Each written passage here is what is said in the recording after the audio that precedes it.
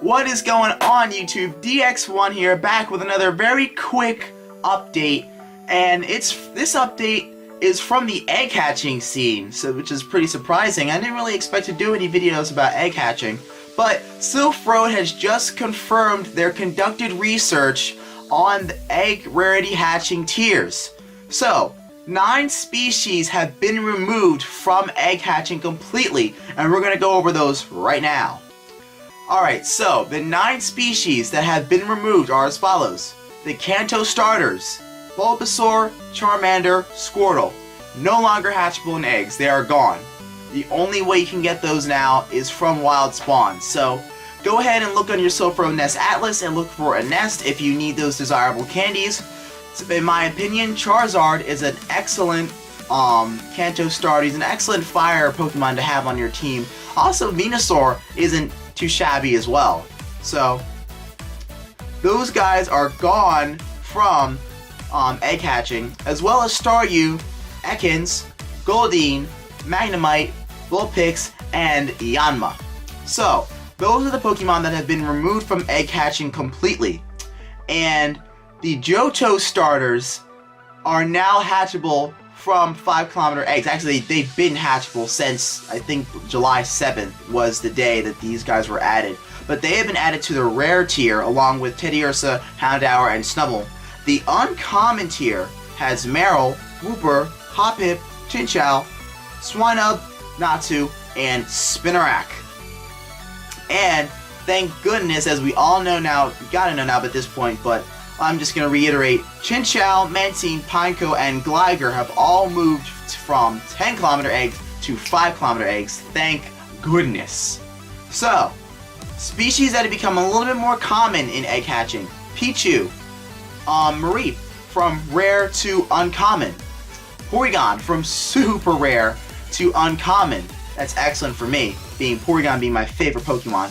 Skarmory changed from super rare to rare. So, a lot of Pokemon have become a little bit more common, some have become less common, like Pineco and Gligar in terms of 5k eggs. So here is your new rarity tier chart.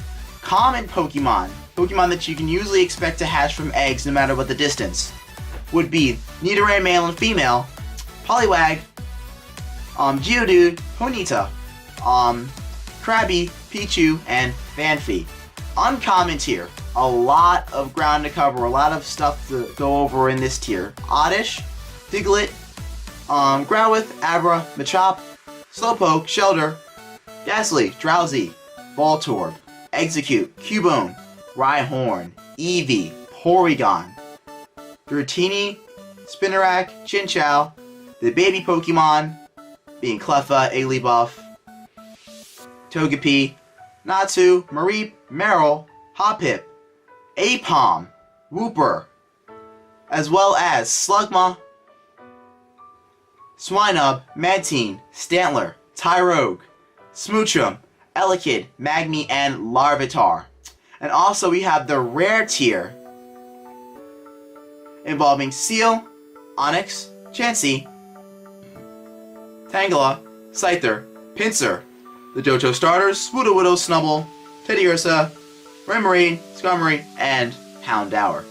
So let's take a look at your super rare tier Pokemon. These Pokemon are going to be super uncommon no matter what the egg hatching distance. Let's jump right into this. Grimer, Lickitung, Coughing, Lapras, Ammonite. Very awesome Pokemon to have. Omastar was super relevant when Moltres rates were going down. Also, Kabuto, Aerodactyl, Snorlax, Mischievous, Pineco, Gligar, Quillfish, Sneasel, and Miltank, all super rare hatches. So if you hatch one of those guys, just keep in mind that you're quite lucky. But hyper rare. These 4 Pokemon are basically useless in battle, so it's interesting that they're hyper rare. But in the hyper rare tier, confirmed by Silph, Wobbuffet, Girafarig, let's see, Dunsparce, and Shuckle. So, now that we have the egg hatching out of the way, I wanted to go ahead and let's continue our Generation 3 preview So we're going to take a look at the water type starter Mudkip, and he's going to be coming in with the max CP of 981, an attack stat of 126, a defense stat of 93, a stamina stat of 100. So now we move on to Marshtomp. This is going to be Mudkip's second evolution, and this is when your starter Pokemon will turn into a dual typing of water and ground, which only has one weakness, being grass.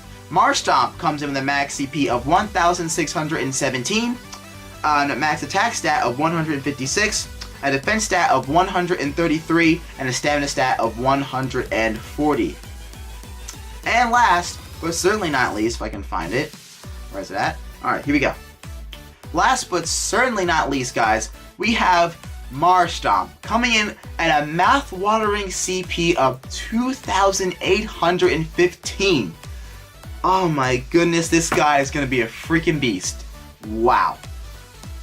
Look at that. Alright, so with a max attack stat of 208, a defense stat of 175, a stamina stat of 200.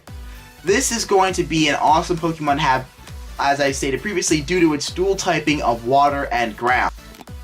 So now let's take a look at the moves for Swampert that are going to be available in Pokemon Go. So now that we know that Swampert has access to water and ground typing, we should be able to learn Hydro Pump, Scald, Avalanche, Earthquake, Mud Bomb, and Stone Edge. So that's a pretty awesome lineup of moves for just a water type especially. So you have a water type that can be able to learn Hydro Pump, Earthquake, and Avalanche. That is awesome! So here are some other moves that are less likely but can still be expected. Now, what I want to point out is I want to bring some attention to the move Muddy Water. I'm going to highlight it too. This is Swampert's signature move. Being a mudfish, Muddy Water should deal about 100 to 120 damage, but this is Swampert's signature move. And I previously mentioned that Leaf Blade was the signature move for Sceptile and his family of evolutions.